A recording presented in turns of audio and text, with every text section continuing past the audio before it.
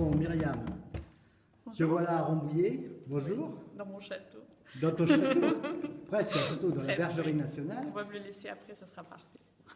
Tu as les sonneurs du pigeonnier. Mm. Alors j'invite d'ailleurs tous les Ramboulitains et les autres à venir voir parce que c'est la première fois qu'il est ouvert. Alors on est devant une photo de cerf. Alors les cerfs ici, tout le monde connaît bien. Voilà. Mais un cerf comme ça, pas forcément. Alors, raconte-moi l'histoire de ta photo. Pas du tout un cerf de Rambouillet, hein. D'ailleurs ça se voit, il est beaucoup plus joli que tous ceux de Rambouillet. Moi j'habite dans le Loiret, donc c'est un cerf en forêt domaniale d'Orléans. Et cette allée, c'est une allée que j'adore, tout simplement parce que depuis cette photo-là, j'y reviens régulièrement. Et au coucher du soleil, c'est une allée qui se transforme et qui se part de ses plus jolies couleurs. Tout ce qui est en suspension dans l'air, que ce soit les insectes, les poussières, deviennent des pépites d'or. Parce que le soleil se couche pile dans l'axe de l'allée. Et ça crée des ambiances juste merveilleuses. Il y a 2 semaines, c'était le renard que j'ai eu la chance de photographier pile au même endroit.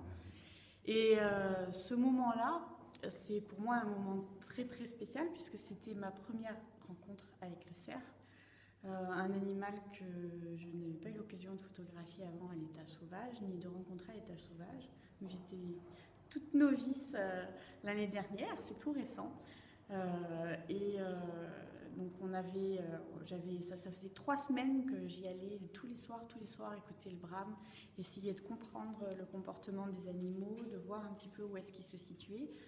Et ce soir-là, j'avais repéré que c'était une allée prometteuse.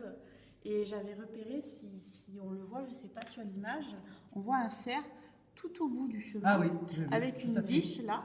Et donc je m'étais dit, on va tenter une petite approche.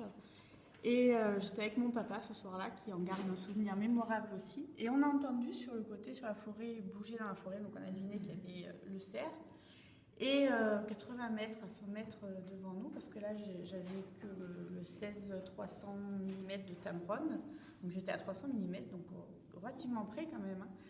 Et on a entendu le cerf qui sortait, donc lui, on était cachés, hein, parce qu'on était ramassés par terre dans le fossé, mais je pense qu'il nous a sentis, parce qu'on voit vraiment qu'il nous regarde, il est captivé. Il est captivé, il se demande ce qu'on est, donc on a vraiment eu droit à 2 minutes, pas plus d'observation, mais il nous a regardé. Toute ta vie. Et c'était tellement magique, tellement beau que je me suis demandé si j'allais déclencher, parce que pour moi c'était merveilleux de le voir. Il y avait la brume qui était arrivée, c'était splendide. Tu as bien fait d'avoir déclenché, moi je crois. J'ai hésité, je me suis dit je garde ce moment pour moi, et puis bon, quand même à un moment donné je me suis dit il va falloir quand même voir. Bon, les visiteurs peuvent venir voir ton expo donc, dans le pigeonnier de la Bergerie nationale, du 2 au 4 octobre. Oui. Et puis des histoires comme ça. Il y en a pour chaque photo. Voilà, tu en as une trentaine, donc tu pourras leur raconter des histoires. Voilà. Bienvenue au Festival Photo de Rambouillet. Mais merci à vous de m'avoir invité. Avec plaisir, salut.